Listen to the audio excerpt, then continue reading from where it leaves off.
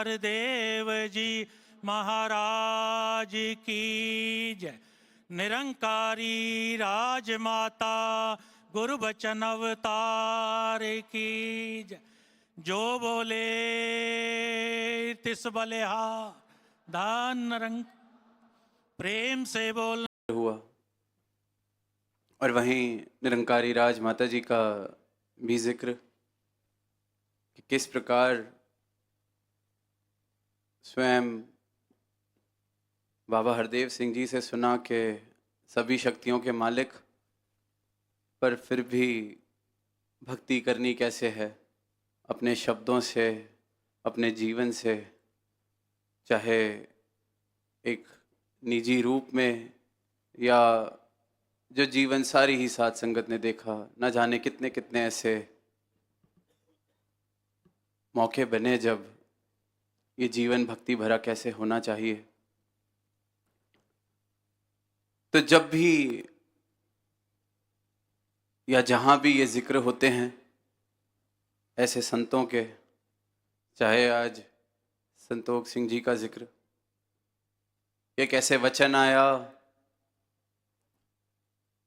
सरोवर की जो ज़मीन है यहाँ ठहरना है, यहाँ बसना है, ऐसे संभालना है, और वचन मान लिया गया।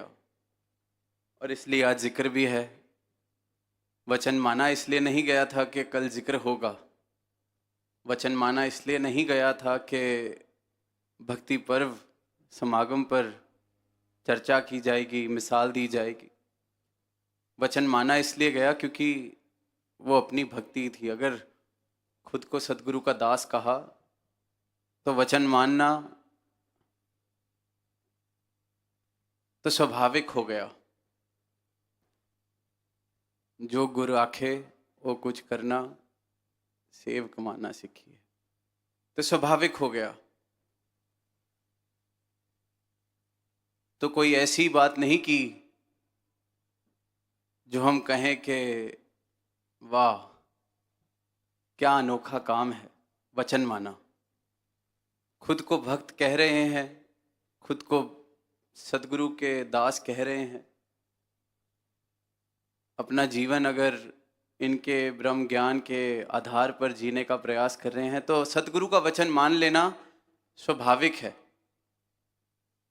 वो कोई गुरसिक कहे कि मैं आज वचन मान के आया हूं तो इस बात की वाहवाही की जाए, तो मतलब कहीं सोच में, होश में, मेरी भक्ति में, या जिसे मैं भक्ति कह रहा हूं, या मेरी परिभाषा जो है, कमी उसमें है। भक्ति तो जीवन जीने का एक ढंग है, एक चुनाव है, एक कला है, जहां भक्त जब इस दातार को पहचान लेता है सदगुरु की कृपा से, तो खुद को सदगुरु के चरणों में यूं समर्पित कर देता है कि अपना सारा कर्ता भाव छोड़ दिया। भक्ति भरा जीवन जीना केवल अगर संक्षिप्त में कहना चाहें तो इतना ही है कि अब मैं कर्ता नहीं रहा, क्योंकि कर्ता से मुझे मिला दिया गया है। जीवन से कर्ता भाव चले जाना भक्ति वाला जीवन जीना हो जाता है। और ये एक चुनाव है, किसी के ऊपर जोर जबरदस्ती करके किसी को भक्त नहीं बनाया जा सकता। और यही परिभाषा है, सत्य की एक ही परिभाषा हो सकती है, जिसे समझ आ जाए तो वो दुनिया के जिस भी कोने में हो वो भी वही परिभाषा बोलेगा जो दुनिया के इस कोने में बोली जा रही है। सदगुरु का जब ब्रह्म ज्ञान मिलता है, भक्ति सही मायनों में जीवन में आती है, तो भक्ति की परिभाषा मेरी आपसे अलग नहीं हो सकती या किसी की मुझसे अलग नहीं हो सकती, क्योंकि भक्ति सत्य है और सत्य की परिभाषा अपनी अपनी नहीं हो सकती, एक ही हो सकती है। सूरज चढ़ा है तो सबके लिए सत्य है, क्योंकि इस पल का वो सत्य है। और भक्ति और ये ब्रह्म ज्ञान तो आदि से सत्य है, जुगाद से सत्य है, आगे भी सत्य रहने वाला है। तो सदगुरु ने ये सत्य दिया है जिसकी प्राप्ति के बाद परिभाषाओं की कोई गुंजाइश नहीं रह जाती। परिभाषाओं की गुंजाइश तब तक है जब तक नाता असत्य से है, माया से है। तो जैसे कि दास ने पहले कहा कि एक भक्त अगर खुद को भक्त कह रहा है या मैं प्रयास कर रहा हूं भक्ति भरा जीवन जीने का, तो वचन मान लेना कोई बड़ी बात नहीं है, ये तो स्वाभाविक है। दूसरी तो कोई चॉइस ही नहीं बचती, चॉइस है ही नहीं। पर क्योंकि जिस समय में हम जी रहे हैं, शायद भक्ति उस गहरी तल पर हम भक्ति के नहीं पहुंचे हैं, तो कभी कभी लगता है कि चलो नहीं माना तो कोई बात नहीं, खुद को ही अलाउंस दे देते हैं, नहीं माना तो कोई बात नहीं। और फिर जब आसपास देखते हैं कि हाँ और भी हैं जो नहीं मान रहे, कहा वचन आया कि सरोवर पे रह जाइए, वो रह गए, आज मिसाल दी जा रही है। और कभी कभी एक ही बात कितनी बार कहनी पड़ती है, फिर भी नहीं मानी जाती, फिर भी कोई फर्क नहीं, फिर भी कोई असर नहीं। तो कहने वाला भी कहता है चलो जो कह रहा हूं वो नहीं किया जा रहा, कम से कम जिस चीज़ की मनाही है वो तो नहीं कर रहे। तो ये समझौता भी फिर कहने वाला ही कर लेता है कि चलो जितना कहते हैं उतना नहीं कर रहे, पर कम से कम जो कहने से मना किया है उस लकीर को तो पार नहीं किया जा रहा। और फिर देखते हैं कि हम सब अंतर्यामी हैं, अपने अपने जीवन में ऐसे मोड़ भी आते हैं कि जो लकीर खींची कि इसके पार ना जाना, हम उसके पार भी चले जाते हैं। एक बार कहा, 10 बार कहा कि ये कर लीजिए, नहीं किया तो कहने वाले ने कहा कि चलो कोई नहीं, पर जिस चीज़ के लिए कहा ये चलो मत करना और वो मैं जाके कराऊं, तो फिर कहने वाला भी अब क्या कहे।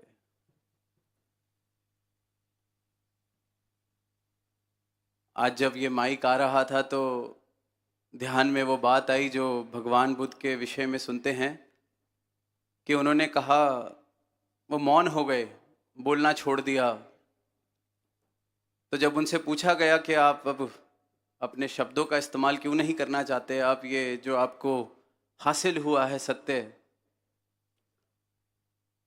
शब्दों से इसको दुनिया तक क्यों नहीं पहुंचाना चाहते, तो उन्होंने कहा कि मेरे कहने से क्या फर्क पड़ना है, जिसने बदलना है उसको इस परमात्मा ने वैसे ही बदल देना है, और जिसने नहीं बदलना उसके आगे मैं जितना भी कहता जाऊं उसने सोते ही रहना है। तो दास ये सोच रहा था कि पता नहीं उन्होंने ये किसी बात से थक कर बोला या एक गहन एहसास था कि ये बात ही सत्य है इसलिए बोला, पर हमारे भाग कितने ऊंचे कि सतगुरु चाहे यहाँ तक हमने मजबूर किया कि यूं कह दिया कि मैं पानी में मधानी मार रहा था, पर फिर भी इन्होंने कहना नहीं छोड़ा, फिर भी राह दिखा रहे हैं।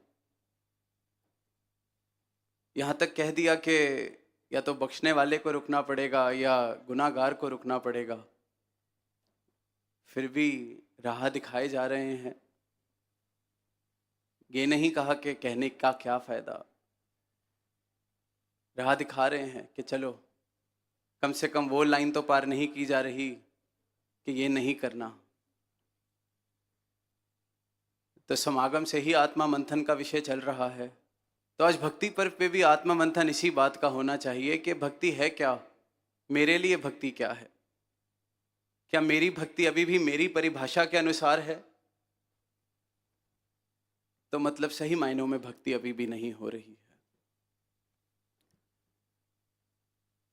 कुछ पंक्ति हम संगत में अक्सर सुनते हैं कि सुध दारा और लक्ष्मी पापी के भी होए, संत समागम हरि कथा तुलसी दुर्लभ होए।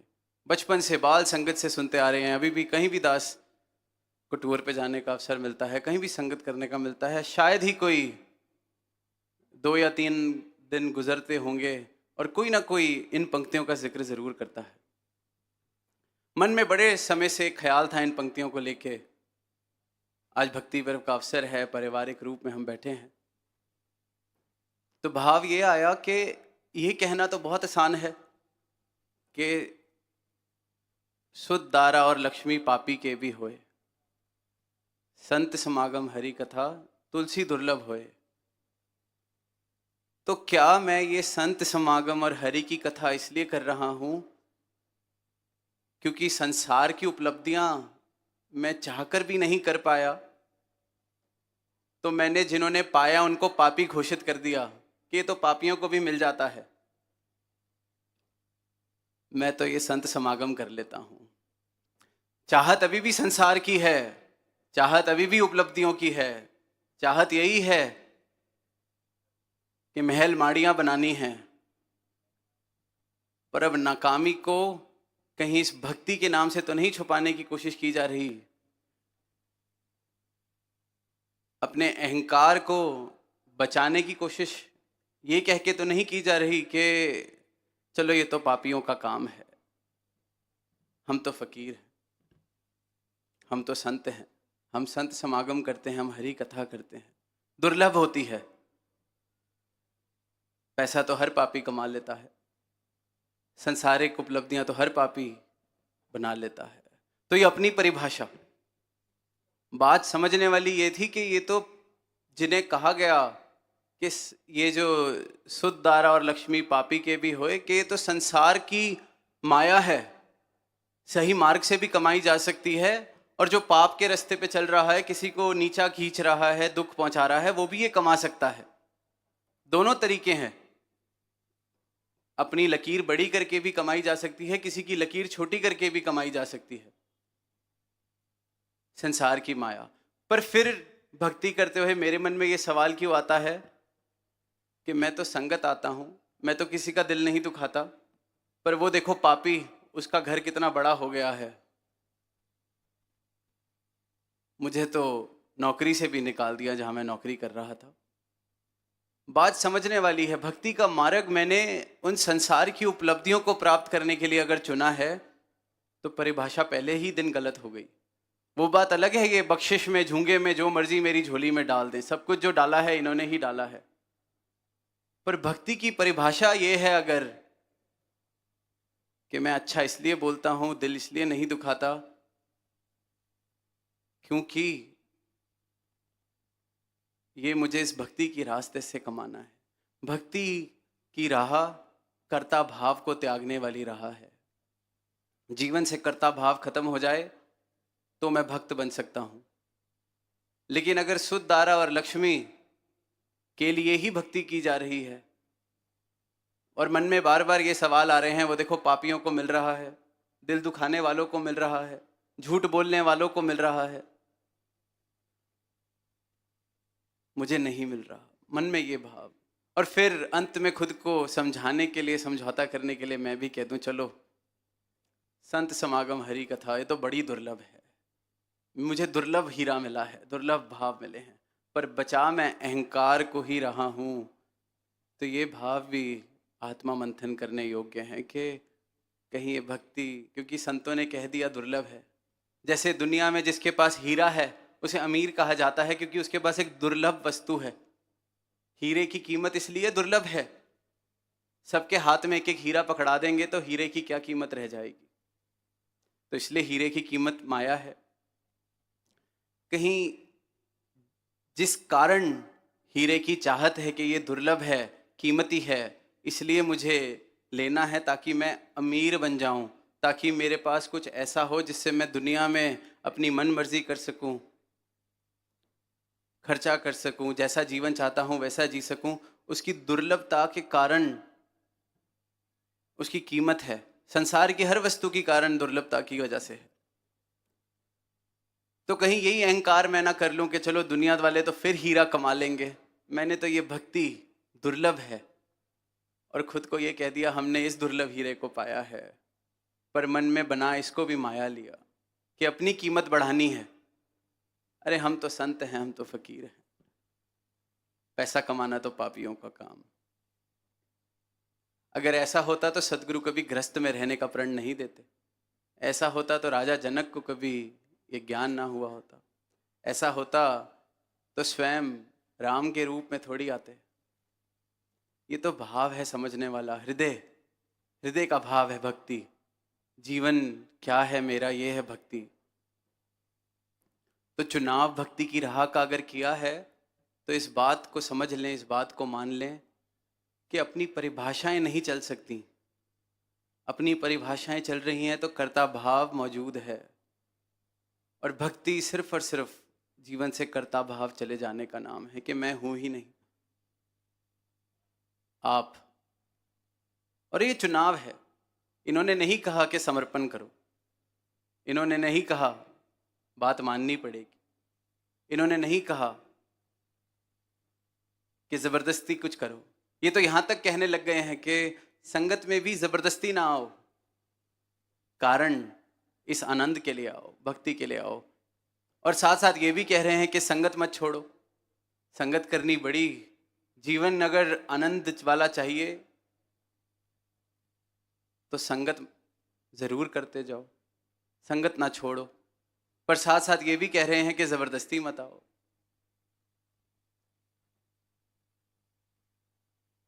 जोर जबरदस्ती का तो सौदा भक्ति है ही नहीं, प्रेम का सौदा है। प्रेम में जोर जबरदस्ती नहीं होती। और जिससे अगर हम जोर जबरदस्ती के रिश्ते को प्रेम कह रहे हैं तो फिर तो प्रेम क्या है ये बात ही नहीं समझ आई।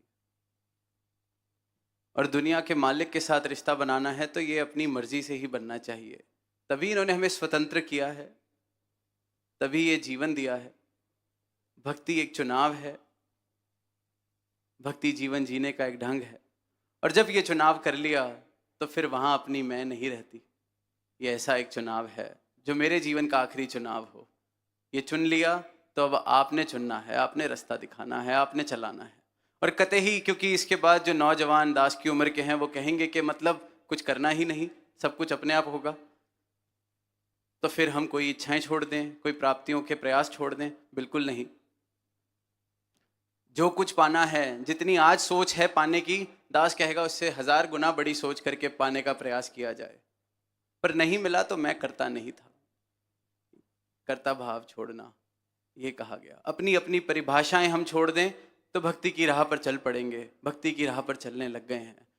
क्योंकि परिभाषा बनाने में इंसान बहुत आगे है, अपनी मन मर्जी से कुछ भी बना लेता है। जैसे हम सब ने बख्शनहार होने की एक परिभाषा बना रखी है कि ये बख्शनहार तब होंगे अगर ये करेंगे तो। जैसे कभी कभी होता है, मेरे घर नहीं आए, आएंगे, क्यों नहीं आए, मुझसे नाराज हैं, लाइन में नजर नहीं मिली, मुझसे नाराज हैं। खुद ही मैंने कह दिया है मुझसे नाराज हैं, खुद ही मैंने सोच लिया कि यहां आएंगे, ये करेंगे तो ये बख्शनहार हैं। मैं सर्टिफिकेट देने वाला सदगुरु को कौन हूं कि ये बख्शनहार हैं कि नहीं? और इन्होंने कब कहा कि मुझे तुम्हारा सर्टिफिकेट चाहिए? कहे अवतार गुरु दे बाजो, दरगाह रहंदी पत नहीं। दरगाह में तो मुझे ये चाहिए, मेरी तरफ, मेरे पक्ष में खड़े ये मुझे चाहिए, मेरा सर्टिफिकेट इनको नहीं चाहिए कि ये बख्शनहार हैं कि नहीं। जिस दा पख करे तू स्वामी, उस बंदे लई मौज बहार। मौज बहार के लिए इनका पख मुझे चाहिए। मैं इन्हें बख्शनहार होने का सर्टिफिकेट दे रहा हूं कि नहीं, इस बात से इन्हें कोई फर्क नहीं पड़ता, ना इन्हें मुझे कहा है। पर कमाल की बात यही है कि ये इकलौता ही दर है इनका जहां मैं इनको सर्टिफिकेट भी दे रहा हूं, जहां अपनी मर्जी से आ भी रहा हूं, जा भी रहा हूं। घर जाके ये भी कहूंगा कि आज संगत में ये ठीक था, ये नहीं था, और फिर कल उठ के दोबारा इनकी संगत में आके इनके आगे खड़ा हो जाऊंगा। ये फिर भी नहीं कहेंगे, बस इतना ही कहेंगे, दिल नहीं लगता कहीं भी जाइए, कोई ज़बरदस्ती नहीं है। तो अपनी अपनी परिभाषा छोड़ते चले जाएं, अपनी अपनी परिभाषा छोड़ते चले जाएं, इनकी ही परिभाषा हो। तो आज जहाँ भक्ति पर्व है तो दास भी इस भक्ति की राह पर इनकी कृपा से ये चला रहे हैं और आगे भी चलता रहे। तो अपने लिए एक अरदास, आज सुबह से ध्यान था कि सारी ही संगत भी है, सबके सामने, सदगुरु के सामने यही अरदास के अब इन्होंने जो प्रेम दिया है, इन्होंने अपना बनाया है, तो इन्होंने इस प्रकार से इतना विश्वास, इतना प्रेम भी दिया है कि किसी के लिए कहें कि इन्हें बख्श दो महाराज, तो ये बख्श देते हैं। कोई कहे कि इसकी परिभाषा के अनुसार भी इसे बख्श दो, इसकी परिभाषा ये है कि अगर इसे ये मिल जाएगा तो मतलब ये समझेगा इसे बख्श दिया आपने, ये तब भी बख्श देते हैं। तो अपने लिए अरदास ये है कि हृदय और भाव हमेशा यही देना कि खुद भी कभी मन में किसी के लिए ये भावना है कि इसे दास ने नहीं बख्शना, खुद तो बख्शता जाए और खुद आपके आगे भी सबके लिए बख्शिश ही मांगे, पर साथ में इतनी समझ देना कि बख्शिश जो आपकी परिभाषा है, दास कभी ये जिद ना करे कि इसको उसके अनुसार बख्श दो। आपकी जो बख्शिश है, बख्शना आपने है। लोग कहते हैं बख्श दो, तो इन्होंने अपने दर में आना जाना हमें दिया हुआ है, तो बख्शा ही तो हुआ है। कई बार हम परिभाषा बना लेते हैं, किसी की कोई सेवा बदल गई, कोई मुखी था वहां से हट गया, अरे उसको बख्श दो। बख्शने की परिभाषा ये कहाँ से हो गई कि मैं मुखी ही बना रहूं, या मैं जिस रास्ते से आप पिछले वर्ष आए थे इस रास्ते से दोबारा हो नहीं आए तो मतलब आपने बख्शा नहीं। तो दास कभी भी अरदास करे आपके आगे किसी को बख्शने की, तो आप जी अपनी परिभाषा के अनुसार ही बख्शना, और इतनी समझ दास को देना कि ये भाव कि मैं तो बख्शवा ही रहा था, ये तो भक्ति ही है, पर ये बात भी कहीं मेरी परिभाषा ना बन जाए कि मैं तो बख्शवा ही रहा था, इसमें गलत क्या था। आपका जो ध्यान आप करता है, अपनी परिभाषा मेरी कोई ना हो इस राह पर, तो आनंद है। और ये याद रहे कि मुझे कोई अधिकार नहीं, ना इन्होंने मुझसे कोई सर्टिफिकेट मांगा है। दरगाह में मुझे ये अपने पक्ष में चाहिए, भक्ति ये है। अपनी परिभाषा के अनुसार जो कुछ किया जा रहा है वो भक्ति नहीं। तो अरदास यही कि मन में कभी ये भावना आए कि कहने का क्या फ़ायदा, आप जी कह रहे हैं तो हम भी कभी ना थकें। आप ये आशीर्वाद दो, जैसा आप जी का ध्यान है वैसा ही भाव हर एक संत का हो, उसी भाव से सब सेवा करें, उसी भाव से सब सत्संग में आएं, उसी भाव से ये भक्ति का आनंद सब माने। अपनी अपनी परिभाषाएं आप सबकी ख़त्म कर दो। जो आप जी का ध्यान, जो आप जी की परिभाषा, सिर्फ और सिर्फ इतनी ही बात रह जाए। कहना बड़ा आसान हो जाता है, विचार ख़त्म हुई, संगत ख़त्म हुई, पीछे कोई मिलेगा कि आज तो आपने रुला दिया। चाहे परिवार में, चाहे जो निकट में है, बड़ा आसान है, आज आपके विचार ने झंझोड़ दिया। तो सतगुरु मनोरंजन के लिए विचारे नहीं करते, फीडबैक लेने के लिए विचारे नहीं करते। सिर्फ ये कह देने से कि आज आपने रूह को हिला दिया, आज आंसू आ गए, आंसू आ रहे हैं, आंसू लेके खड़े हो गए उनके आगे कि आज आपने क्या कह दिया, आज आपने गुरदास की परिभाषा बता दी। तो फीडबैक मैकेनिज्म नहीं है। मेरा जीवन आपके वचनों के अनुसार बन सके, ऐसी कृपा, ऐसी अरदास हम अपने सबके लिए करें। तो ये भक्ति पर्व, आत्मा मंथन यही किया जाए कि कहीं ये भक्ति मैं अपनी परिभाषा के अनुसार न कर रहा हूँ, क्योंकि अगर अपनी परिभाषा के अनुसार कर रहा हूँ तो दास बड़े ही सीधे शब्दों में कह सकता है कि मैं भक्ति नहीं कर रहा। प्रेम से कहना।